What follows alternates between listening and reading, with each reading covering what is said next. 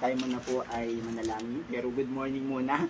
Purihin po ang Panginoon. Sige po, tayo po ay sama-samang manalangin. Lord, maraming salamat po sa panibagong umaga na ito na binigay niyo po sa amin. Salamat sa kalakasan, salamat sa pag-iingat niyo po.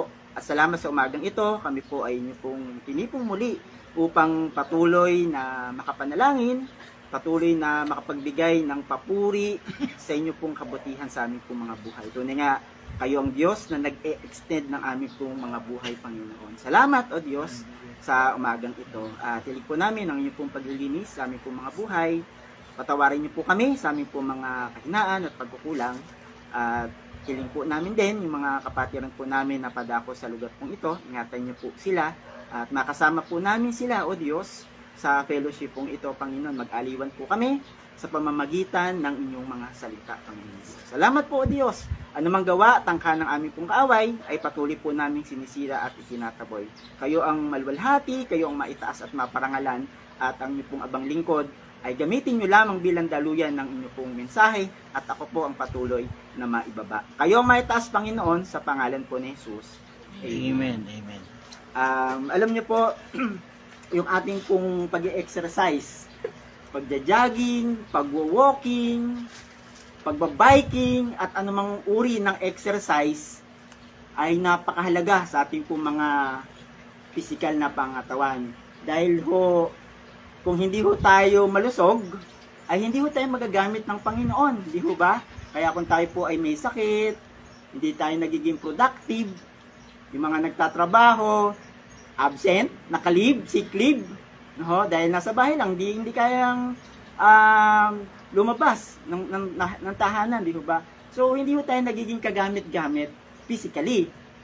Okay. So, sa umagang ito, ang message po ng Panginoon ay patungkol po sa spiritual nating kalagayan. Kung kayo po ay may Biblia sa cellphone, samahan niyo po ko sa unang Timothy, chapter 4, verse 8. Ang sabi po dito, sapagkat sa pagsasanay ng katawan ay may kaunting pakinabang, ngunit ang kabanalang sa lahat ng mga bagay ay pinakikinabangan ng may pangako sa buhay na ito at sa darating. No? So meron daw sa ating pong pagsasanay ay meron daw kaunting pakinabang. No? Tama naman. Kaya nga sabi, health is wealth. Amen. Ikaw nga ay mayaman, madami kang pera, pero sakitin ka naman. Linggo-linggo, nasa ospital ka. Di ba? Di mas maganda na yung ikaw ay physically fit, ikaw ay malusog, matibay ang ating pangangatawan. Okay? Kaya po, salamat sa Panginoon at patuloy na binubuksan ng ating pong Diyos, yung ating pong kaisipan, na tayo po ay patuloy na alagaan natin yung ating po mga physical na pangangatawan.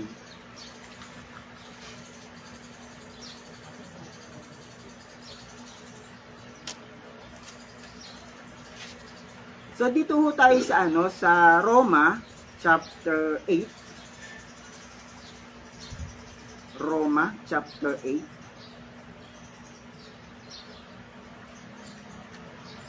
Start po tayo sa verse 1. So, ang title po nito ay Pamumuhay Ayon sa Espiritu. Ang sabi ng verse 1, kaya nga wala nang kahatulang parusa sa mga taong nakipag-isa na kay Kristo Jesus, sa pamamagitan ng kautusan ng Espiritong nagbibigay buhay sa pakikiisa natin kay Kristo Jesus. Pinalaya na ako mula sa kautusan ng kasalanan at kamatayan. Verse 3, ginawa ng Diyos ang hindi kayang gawin ng kautusan dahil sa kahinaan ng tao. Isinugo niya ang kanyang sariling anak sa anyo ng taong makasalanan upang pawiin ang kasalanan. So dito alam naman po natin kung bakit ipinadala ng Diyos Ama ang kanyang bugtong na anak upang tayo po ay iligtas. Kasi hindi po natin talaga kayang iligtas yung ating po mga sarili. No? Dahil ang tao po ay makasalanan. Ang Panginoong Hesus natin, siya ay walang kasalanan. No, kaya siya po yung tumubos po ng ating pong mga kasalanan. Sa gayon, tuloy ko po, hinatulan na niya ang kasalanang umaalipin sa tao. Verse 4, Ginawa ito ng Diyos upang ang itinatakda ng kautusan ay matupad sa atin sa namumuhay ayon sa Espiritu at hindi ayon sa hilig ng laman. No ho. So kaya ho tayo, iba ho tayo sa makasanlibutang nandito sa sanlibutan kasi we are spirit filled. No ho. Kaya dito po sa inaaral po natin ay mainam po na tayo po ay puspos ng banal na espiritu. No? Pero ibang espiritu ang pumupuspos. Alam mo naman ho natin, ang espiritu, may masamang espiritu eh. No, alam mo natin 'yan. At they are organized. No, makapangyarihan po sila. Kaya po ang isang Kristiyano ay hindi po magiging matatag sa kanyang pananampalataya, pwede mo siyang ibagsak ng ating pong away. No, pwede mo siyang ibagsak. Kaya maging sensitive po tayo, maging aware po tayo sa ginagawa ng ating pong mga kaaway, sa ating pong mga buhay. So sabi nga po, yung maliit na butas, wag ho nating hayaan na magkaroon po nito. Dahil pag nagkaroon ng pagkakataon ng ating pong kaaway, makasilip lang ho yan ng dahilan para makapasok, papasukin ho tayo. At sisirain ho tayo ng ating pong kaaway. Kaya sabi po sa John 10:10, alam mo naman ho natin yun no? Bakit po naparito ang ating pong kaaway? To kill, to steal, and to destroy. Di ba? Ngayon, papayag ba tayo na tayo po bilang mananampalataya at alagad ng ating Panginoon ay masira ng ating pong kaaway? Siyempre hindi ho tayo papayag. Di ba? Alam niyo po, kung masisira ang ating pong buhay ng ating pong kaaway, hindi lang ho tayo kasama pamilya mo natin. Kasama ang buong iglesia po natin. Kasama ang community po natin. It's a domino effect. Tama po ba? Na kapag tayo po ay nasira, nakapasok ang ating pong kaaway sa ating pong mga buhay, alam naman ho natin ang trabaho ng ating pong kaaway. Sisirain ho. At hindi ho siya mambubuo. Hindi siya bubuo sisira ho siya. Kaya wag ho nating payagan na ang ating pong kaaway na ito ay makapasok sa ating pong mga buhay. Verse 5. Ang mga namumuhay ayon sa hilig ng laman ay walang pinapahalagahan kundi ang mga bagay na ukol sa laman. Ano yung laman? It's a worldly thing. The flesh. Ngunit ang mga namumuhay ayon sa Espiritu ay nagpapahalaga sa mga bagay na espiritual. Gaya po nito. Bakit to tayo nandito? Bakit to tayo nagpe-fellowship? Kasi mahalaga po sa atin ito. We are fellowshipping. Sa pamamagitan po ng kanyang mga salita, nagkatipon ho tayo dahil sa Lord. Di ba? Ang hirap nag-i-invite po tayo, may fellowship. Minsan, di ba, pagka hindi ho tayo napapagbigyan kasi bakit medyo busy, may ginagawa, diba? Minsan totoo naman ho yun. Pero sa action po, sabihin natin, Lord, mahal kita, Lord, I love you, Lord. Pero minsan, iba yung ginagawa sa nasasabi. Kaya po, ang hirap Kaya tayo po, bilang mga anak ng Diyos, tayo po patuloy na makalakad, ayon po sa kanyang panuntunan. Verse 6, ang pagsunod sa hilig ng laman ay naghahatid sa kamatayan. Ngunit ang pagsunod sa Espiritu ay nagdudulot ng buhay at kapayapaan. Minsan pag pinapili mo ang tao, ano gusto mo? Buhay o kamatayan? Siyempre buhay. Pero how they live? Paano namumuhay? Namumuhay sa kasalanan. Hindi ho dapat ganun. Hindi ho gayon yung sinasabi ng Biblia. At hindi ho ganun ang plano ng Diyos sa atin. Yung pagsuway, sabi po, may kabayaran. Ang pagsuway, kamatayan po.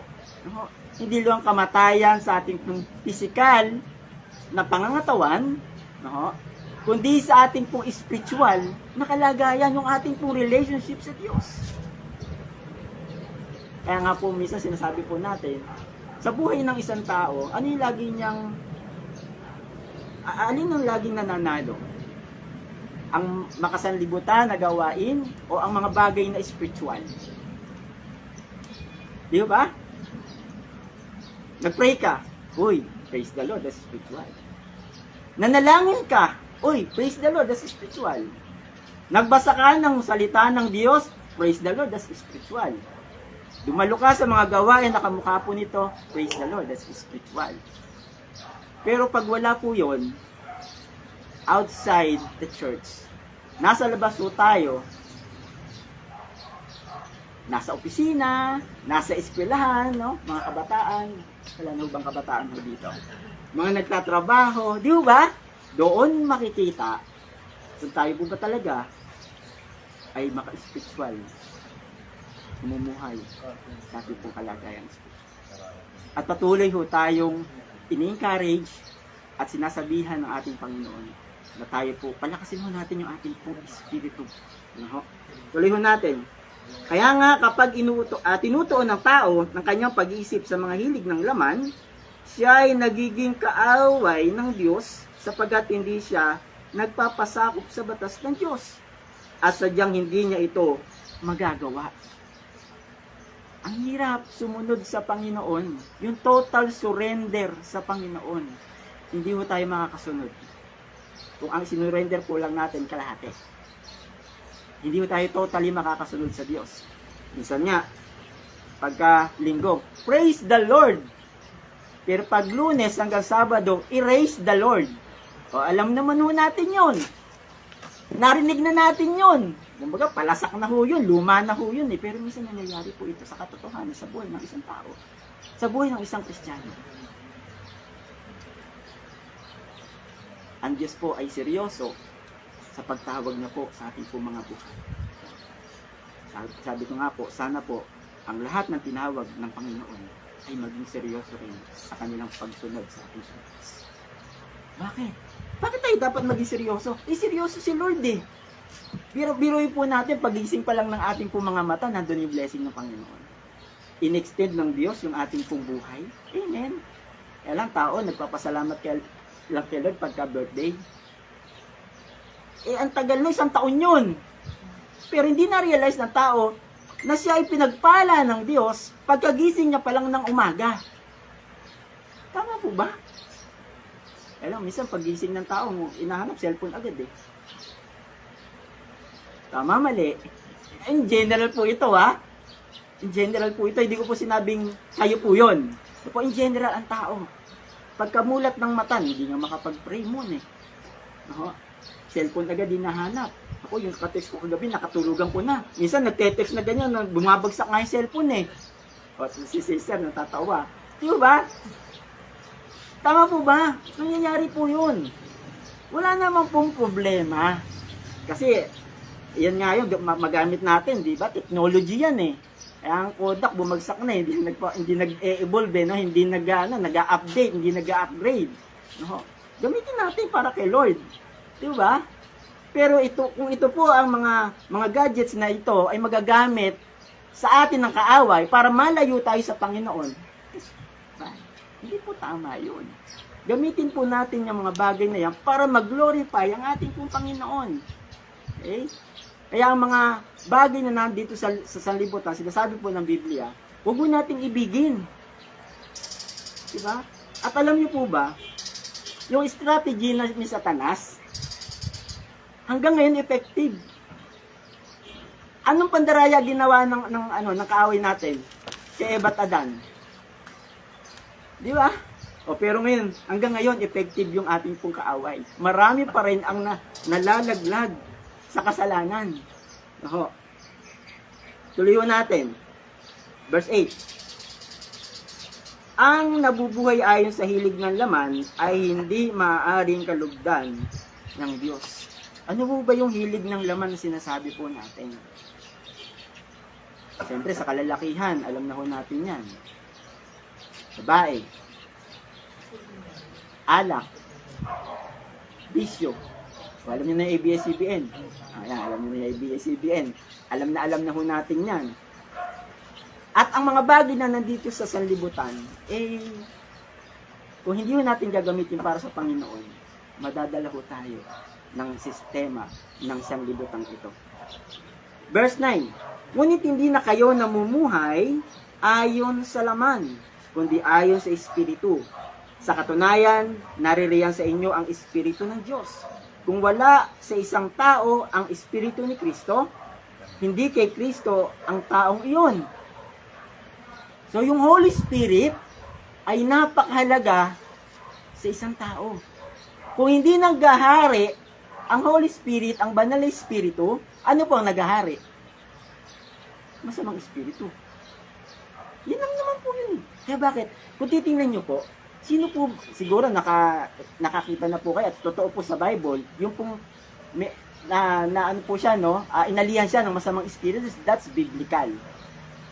At sabi po nila, ang mga taong ito, yung pong nagkakaroon po ng ganon, yung inaalihan na po ng masamang Espiritu, unang-una, wala sa kanya ang Diyos. Ang puso niya empty. Wala. Sabi po, ang isang eroplano, lalapag ba siya sa isang airport kung maraming eroplano? Obviously, hindi po siya lalapag. Kasi marami, puno eh. Bababa ang isang eroplano sa isang airport pag walang eroplano. So, ganun din ang ating pong kaaway. Kung ang puso po natin, ang buhay natin ay wala ang Diyos, pasok ang ating pong kaaway. Landing po ang ating pong kaaway sa buhay po natin. Binuksan po natin ang puso natin para makapasok ang ating pong kaaway. Imbis na ang Diyos ang papasukin sa buhay, ang kaaway ang pumasok. Wala si Lord, hindi niya pinapasok si Lord eh. Amen. Kaya nga po, napakainam na tayo pong bilang mananampalataya, patuloy po nating pagtibayin yung ating pananampalataya sa Diyos. Kung may problema man ho tayo, at kung tatanungin ko po kayo, sino ang may problema sa umaga pong ito, huwag yun hong taas ang inyong mga kamay. Lahat po kayo may problema. Pero si Lord ang makakatugon lamang kung anumang problema meron ho tayo sa mga kapatid. Amen po. Salamat sa Lord. No? Patuloy po siyang nagpapakahayag po sa atin. Patuloy po siyang nangungusap sa ating pong mga buhay. Verse 10. Ngunit dahil naninira sa inyo ang si Kristo, mamatay man ang inyong mga katawan dahil sa kasalanan, ang Espiritu naman ninyo ay buhay sapagkat itinuring na kayong matuwid ng Diyos. Verse 11, kung naninirahan sa inyo ang Espiritu ng Diyos, na siyang muling bumuhay kay Kristo Jesus, o Heso Kristo, siya ang muling bubuhay sa inyong mga katawang may kamatayan sa pamamagitan din ng kanyang Espiritong naninirahan sa inyo. Amen. Alam natin kung sino yung bubuhay po sa atin. Si Lord, darating sa panahon na yon, no? Bubuhay mo tayo ng Panginoon. At yung katawang ito na nabubulok, papalitan niya ng katawang di na nabubulok. Ang katotohanan, hindi po tayo tagalupa. Tagalangit po tayo eh. At kung tayo po ay tagalangit, tayo po ba'y magtatagal dito sa lupa? Hindi ho eh. Hindi po tayo magtatagal dito sa lupa. Ilang taon lang. Iba nga hindi na inabot ng 90 eh. Ng 100 eh. Nung araw. Ang tatagal ng buhay ng tao, lalo na sabi po nila, yung malaki ang tenga. Sabi po nila, mahaba daw ang buhay ng malalaki ang tenga. Eh ngayon, tingnan po natin tenga natin, liliit lang eh. Di ba? So, maiksi lang ang buhay ng tao. So, since na maiksi lang ang buhay ng tao, at since na alam natin ang buhay na ito, ipinahiram lang sa atin ng Diyos, ay patuloy po natin magamit ito para sa Diyos. Di ba? Eh, kasi hindi naman natin itong buhay na ito eh. Lagi ko ang sinasample, kung tayo po humiram na isang bagay, sa atin po yun, at hindi sinole, matutuwa ho ba tayo? Hindi tayo matutuwa, magagalit po tayo. Hindi sinole yung hiniram sa inyo eh. Yung hiniram sa atin eh. Uy, soli mo yun, akin yan. So sa buhay po natin, Hindi ho sa atin to, alam natin, tinubos ho tayo ng ating Panginoon. No? So, hindi ho atin to. Kasi kung atin to, hindi na ho, sino ba gustong mamatay? Siyempre, ayaw natin mamatay. Pero since na hindi ito atin, mamamatay ho tayo. Kasi pinahiram lang ho ito ng Diyos sa atin. Yung buhay po natin. Kaya ang magamit po, ang buhay na ito, ang kalakasang ito, para sa Panginoon. Inisip ko nga, Lord, bakit mo ba ini-extend ang buhay ng tao? Para ba sila ay magsaya na lang dito sa mundo? Magawa lang nila yung gusto nilang gawin? Pero kung makikilala natin ang Panginoon, maiiba ang perspective natin. Maiiba ang thinking natin. At ang magiging thinking na ito ay mabigyan ng kaluwalhatian ng ating pong Diyos sa buhay po natin. Minsan, ang tao, ginagawa niya isang bagay. Hindi para kay Lord eh. Hindi para masiyahan ng Diyos eh. Para siya ang masiyahan. Yun po yung sinasabi nating mamuhay sa Espiritu at hindi sa kamunduhan. Hindi sa laman. Bakit? Kung ginagawa natin ng isang bagay, para sa sarili lang ho natin, natutuwa ho tayo, pero sa Lord hindi ho natutuwa. That's makalaman. That's worthy. Kasi ikaw yung natutuwa, hindi naman si Lord eh. Di ba? Pero kung ang ginagawa natin, ay gagawin ko to para kay Lord. That's spiritual. Kasi binibigyan ho natin ng kaluwalhatian ang Diyos. Sa mga bagay na ginagawa ho natin, sinasabi ho natin, at iniisip ho natin. Dahil nga ang buhay na ito hindi atin, sabi nga po, mamuhay ho tayo ng may pagkabanal na buhay. Holiness and being godliness na buhay. 12. Mga kapatid, wala tayong pananagutang sundin ang mga hilig ng laman upang mamuhay ayon sa katawang makalaman. Sapagkat mamamatay kayo kung namumuhay kayo ayon sa katawang makalaman. Ngunit kung pinapatay ninyo sa pamamagitan ng Espiritu ang mga gawa ng katawang makalaman, mabubuhay kayo. Amen! Ang linaw po ng sinasabi ng Biblia. Verse 14. Ang lahat ng pinapatnubayan ng Espiritu ng Diyos ay mga anak ng Diyos. Ito po, lilinawin ko lang po. Sabi po, ang katotohanan, tayong lahat ay nilalang ng Diyos. Amen. Pero naniniwala ho ba tayo, hindi lahat ay anak ng Diyos? Amen. Amen. Yan, salamat po at yun po ay maliwanag po sa atin. Verse 15, sapagkat hindi espiritu ng pagkaalipin ang inyong tinanggap upang kayo'y mamuhay sa takot. Sino ang natatakot?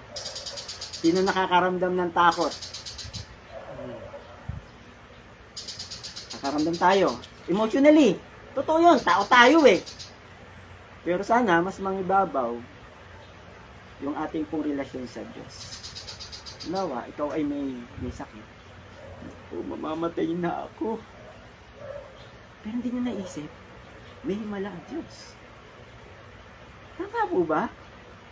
Kayang maghimala ng Diyos. Nung ikaw ay nagpa-check up, sinabi ng doktor na ko, meron po kayong sakit na ganito. Isipin mo na ba agad, umitanin ng buhay ko, mamamatay na ako, malapit na. Ganun mo ba agad ang isipin ng isang mananampalataya? At hindi niya sasabihin, hindi, nagkamali lang yung doktor. Hindi, gagawa si Lord ng himala. Gagaling ako. That's a positive thinking. Maging positibo po tayo sa lahat ng buhay. Sa lahat ng aspeto ng ating mga buhay. Think positive. Hindi think negative. No? Kasi po, pag inisip natin negative, wala tayong patutunguhan. Think positive. Bakit? Kasi kasama natin ang Diyos eh. Di ba?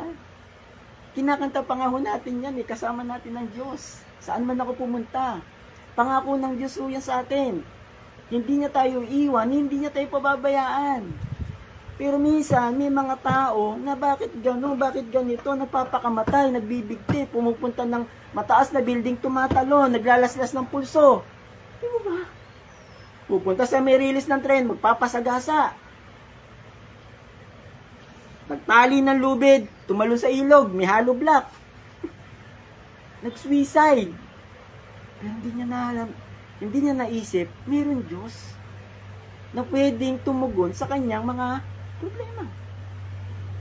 Bakit nililimitahan po natin ang Diyos? Hindi po kayo yung iba. Yung iba, bakit to? Tuloy ho natin. Verse 15, tuloy ko sa 15. Sabagat hindi espiritu ng pagkaalipin ang inyong tinanggap upang kayo'y mamuhay sa takot. Sa halip, ang inyong tinanggap ay ang espiritu ng pagkupkop upang kayo'y gawing mga anak ng Diyos. Kaya tayo'y tumatawag sa Kanya ng Ama, Ama ko. Pag tayo po'y tumawag ng Ama, Ama ko, ibig sabihin meron tayong totoong relasyon sa Kanya. Di ba sa may mga magulang pa dito? Batay, pag lumapit po tayo, Nay, alam natin na kapag tayo po ay tumawag, humingi ng tulong po sa kanila, meron po silang capacity na makatulong sa atin. So, ang tao nga, natutulungan ho tayo eh. Ang Diyos po kaya, na nag-create po sa atin, di ba? Ang Espiritu, ang nagpapatotoo, kasama ng ating Espiritu, na tayo'y mga anak ng Diyos. Verse 17, at yamang mga anak, tayo'y mga tagapagmana ng Diyos. Wow, mayaman ho tayo. Mayaman ho tayo. Hindi ba tayo natutuwa na ang buhay dito sa lupa ay panandalian lamang at tayo po ay kukunin ng Panginoon. At sabi po dito, siya po ay bubuhay ho sa atin. Bubuhayin po tayo sa ating pong pagkamatay. At yamang mga anak, tayo mga tagapagmana ng Diyos at kasamang tagapagmana ni Kristo. Sapagkat kung tayo'y kasama niya sa pagtitiis, tayo'y makakasama niya sa kanyang kalugatan. Pagtitiis lang po, no? At tayo'y patuloy na makasunod sa kalooban ng Panginoon. Sandali lang naman yung pagtitiis po natin eh. Di ba? At hindi lang naman tayo lagi nagtitiis eh. Sa ating pong pagsunod sa Panginoon, na-experience po natin yung pagpapala ng Diyos. Amen po. At alam ko po na ang bawat isa po sa atin na-experience yung blessings ng Panginoon sa kanilang pagsunod, sa ating pagsunod. At kung tayo po ay mag-i-interview ng mga taong hindi sumunod sa Diyos, mapapailing na lang po tayo. Bakit? Isumuway po sila sa kalooban ng Diyos eh. Alam ng bawal, tao nga lang, bawal magtapon ng basura dito, Kap. Bawal magtapon. Yung minsan daming basura. Napakasimple. That's the reality. One way, Kap. Masalubong. Diba? One way, may araw pa nga eh. One way. Tapos may araw ganyan, makita mo may sumasalubong. Sa Quezon City, bawal tumawid. Yan, may karugtong na bawal tumawid, may namatay na dito. Napakasimple. Tagalog nakasulat, bawal tumawid. Alay, nakikipagpatintero doon sa sasakyan dumaraan. Pinipilit tumawid. Alinaw, bawal tumawid. Eh, buti sana ako ang sulat yung Saudi Arabia eh. Hindi ko maintindihan yun. Gitawid ka. Okay lang yun, kasi hindi mo naintindihan. Pero, bawal tumawid. Simple lang. Tumatawid pa rin. Pero ang Word of God na ating pong pinag-aaralan sa umaga pong ito ay simple lang din. Tagalog naman yung binabasa. Pero bakit hindi maunawaan ng ilan? No, in-explain mo na, meron pang picture, may video pa, ang dami ng illustration, pero hindi pa rin magets.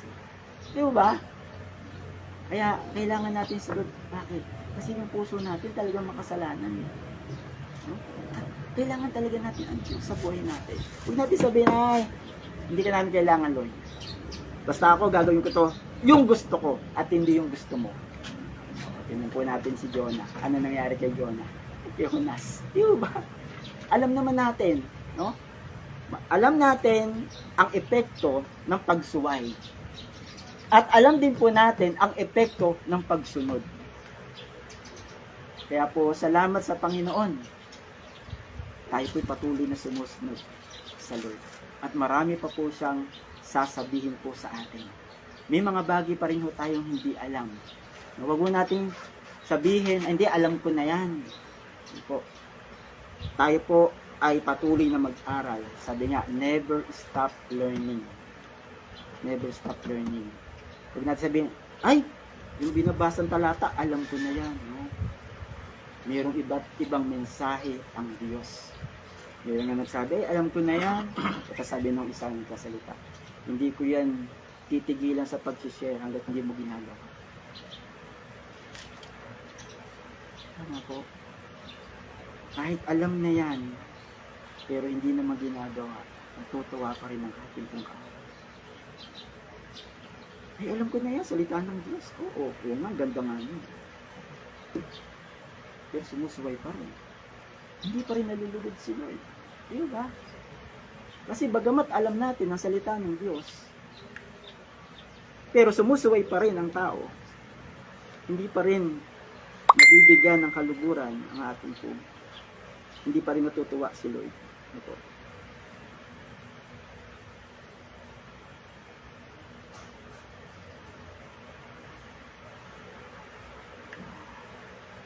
Dito po sa Galatia, samahan niyo po ako sa Galatia, chapter 2,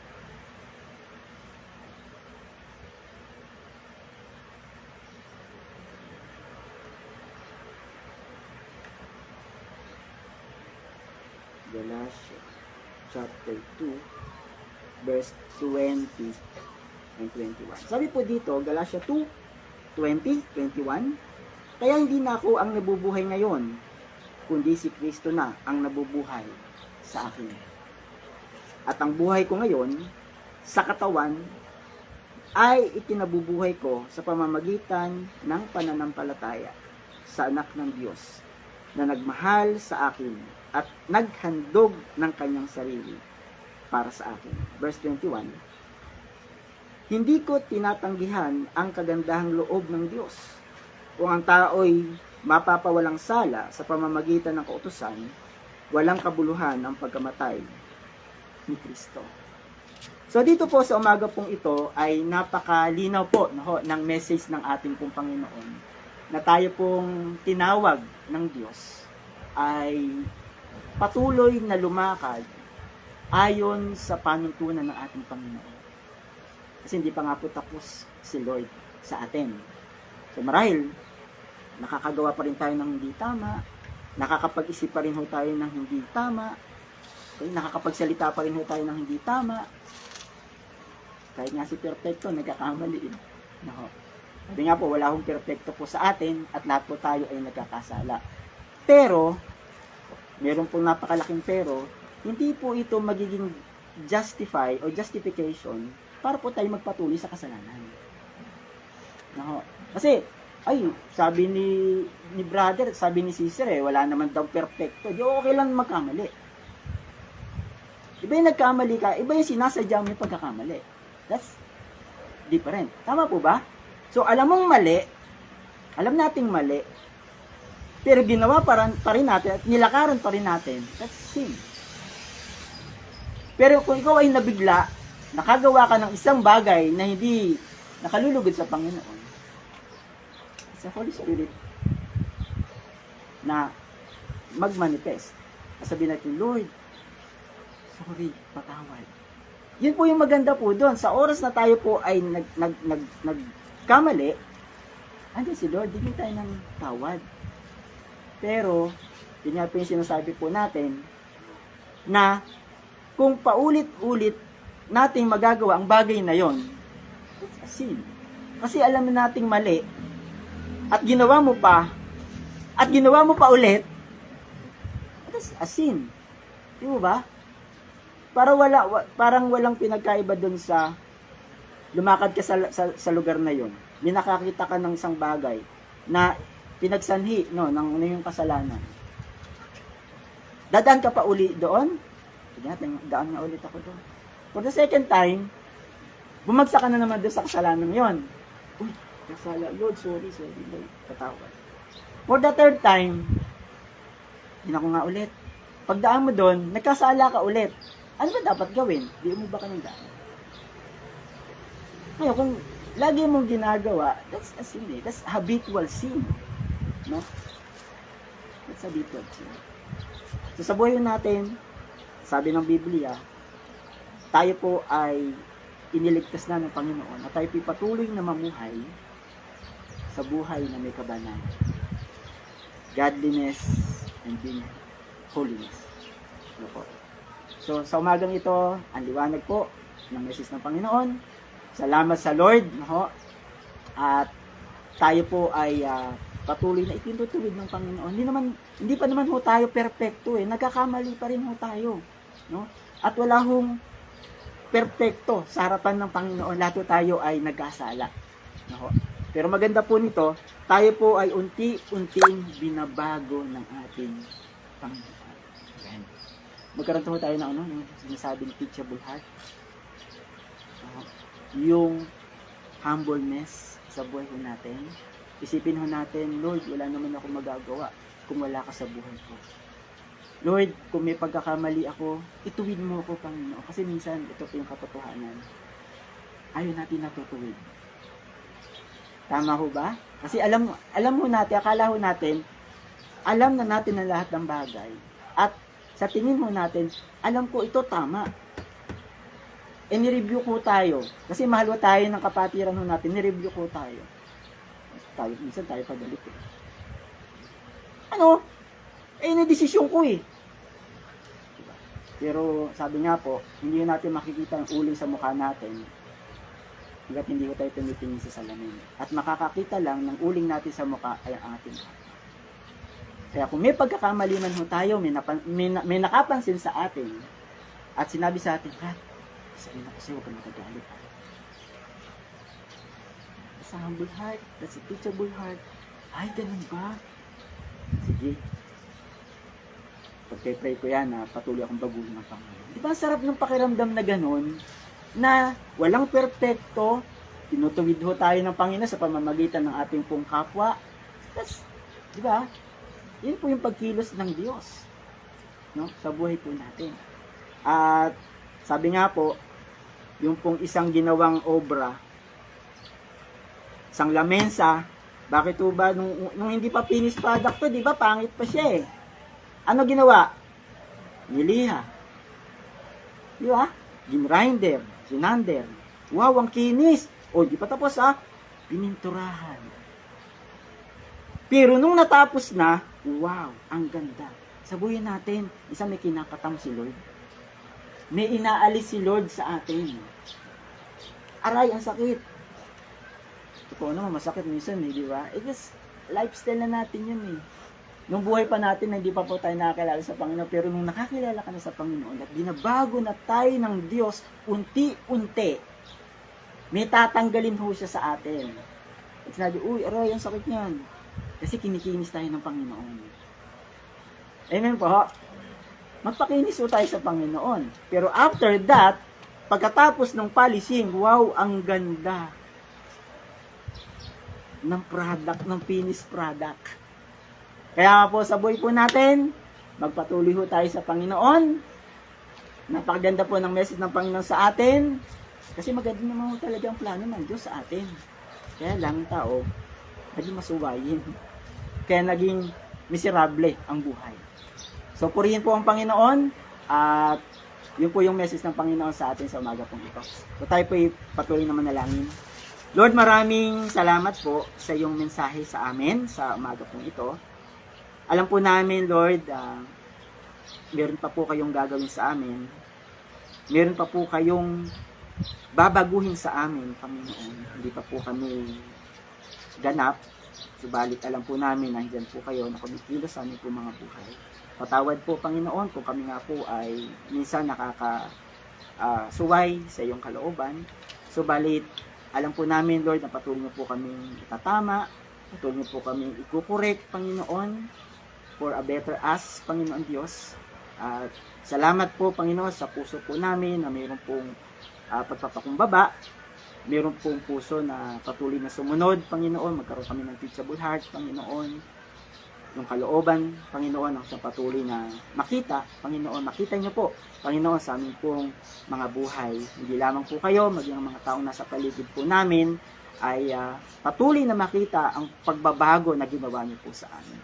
Salamat po, Panginoon, sa mga kapatiran ko pong ito, na sumusunod po sa inyo, kayo po magpala po sa kanila, maging ang kanilang mga pamilya, Panginoon, o Diyos, ay samahan niyo po, Panginoon, ng inyong favor, ng Holy Spirit, Panginoon. Salamat din po, Panginoon, sa mga salita po ninyo sa umaga pong ito na amin pong napag-aralan, na kami po patuloy na mamuhay ayon po sa banal na Espiritu, Panginoon. Lumakad kami, Panginoon, ayon po sa iyong plano, ayon po sa iyong kalooban, Panginoon Diyos. I-bless niyo po ang bawat isa. Mag-isa amin pong pastor, na hindi po namin nakasama, Panginoon, sa umaga pong ito, nasa man po siya, ang kanyang pamilya, Panginoon. Lord, ingatan niyo po sila, palakasin niyo po sila, Panginoon. Pagpalain niyo po, Panginoon, ang kanilang mga buhay, Panginoon. Lord, i-bless niyo po ang gawain sa lugar pong ito at patuloy na gamitin niyo, O Lord, ang aming po mga buhay, ang aming po mga kalakasan, natitirang kalakasan po, Panginoon. At marami pa po, O Diyos, ang mga kaluluwa na maakay, Panginoon, sa iyong paanan sa pamamagitan po ng iyong po mga anak na tinawag, Panginoon. O Diyos, saan man kami dalhin, kayo ang maparangalan, kayo ang matanyag, kayo ang mapapurihan, Panginoon, sa aming po mga buhay. Tunay nga, mag-isa mga kapatiran po namin na hindi po namin nakasama, alam niyo po yung mga kadahilanan, nasaan man sila sa mga oras po ito, kayo po mag-ingat, magbigay ng kalakasan din naman, magpala sa kanilang mga buhay. Salamat po sa umagang ito, ma-enjoy po namin ang the rest of the time, buong maghapon, Panginoon, sa inyo po namin, Panginoon, pinagkakatiwala. Ingatan niyo po ang bawat isa, saan man kami pumunta, Panginoon, sa maghapon po ito, Panginoon, kayo ang patuloy na mabigyang kaluguran sa aming po mga buhay. Maraming pong salamat. Magi sa mga nakatune in sa online, salamat po sa kanilang mga buhay. Ingatan niyo po sila, pagpalain niyo po, Panginoon, ang buhay po nila. Sa iyong papuri, Panginoon, patuloy po namin tanggapin ang basbas ng Ama, biyaya ng Anak, ang patuloy na pakikitisan pagsama ng Banal Espiritu.